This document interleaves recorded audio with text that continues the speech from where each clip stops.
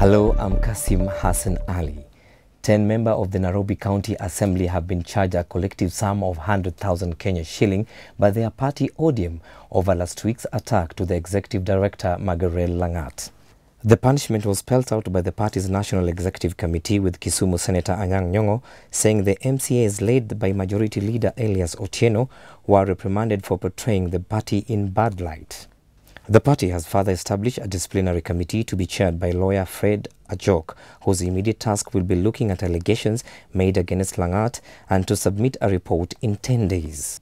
Langat was last week manhandled and forcibly ejected from a parliamentary group meeting by members of the Nairobi County Assembly after he reportedly remarked that the party's leader Raila Odinga should resign from politics. We have therefore decided, after considering the apology and the commitment to be of good conduct, nonetheless, because the conduct was unbecoming of our leaders, we therefore decided as a National Executive Committee to fine the members of the County Assembly collectively 100,000 shillings fine payable to the party. Along with that, the committee, the National Executive Committee, has formed today, constituted as required by our Constitution, a party disciplinary committee headed by lawyer Fred Ajok as chair. The chairman for National Cohesion and Integration Commission of Kenya, Francis Ole Kaparo, is urging all the security agents in the country to improve on self-image, which will help restore respect to the forces in the country. He says the Sunday attack on Nyali Barracks in Mombasa should be reviewed to analyze why criminals have guts to believe they can overpower forces.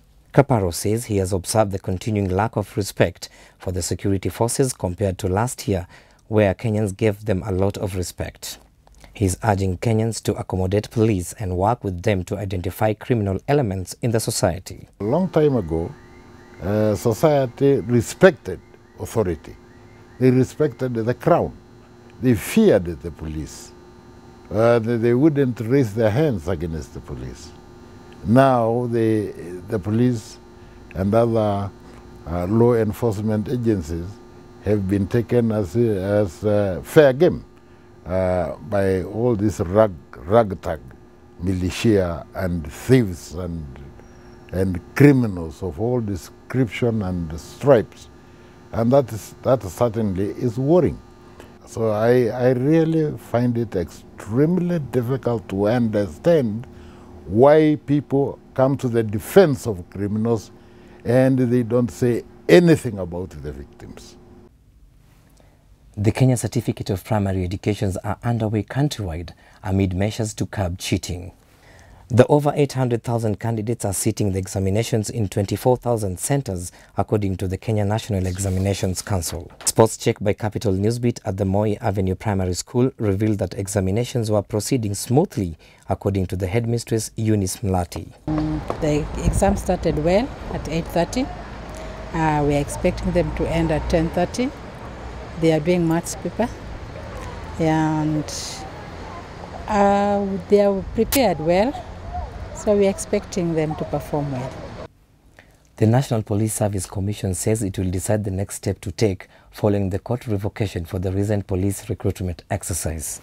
Chairman Johnson Kavuludi says they are weighing the options of either appealing or calling for a repeat of the exercise that would have seen 10,000 youths recruited to the National Police Service. Kavuludi made the remarks when he met more than 30 representatives of the recruits who spoke on the mental torture and inconveniences that are likely to undergo in the entire exercise is repeated.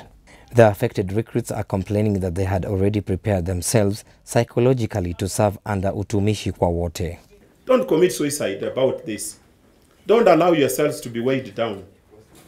There are bigger things for you. You are in the age where things can happen. One of you may easily be the chairman of the National Police Service Commission in future, even without going to the police. One of you may be the Inspector General of the National Police Service in future. Another person could be in charge of anything. So God knows what plans there are for you. That's why you should cheer up.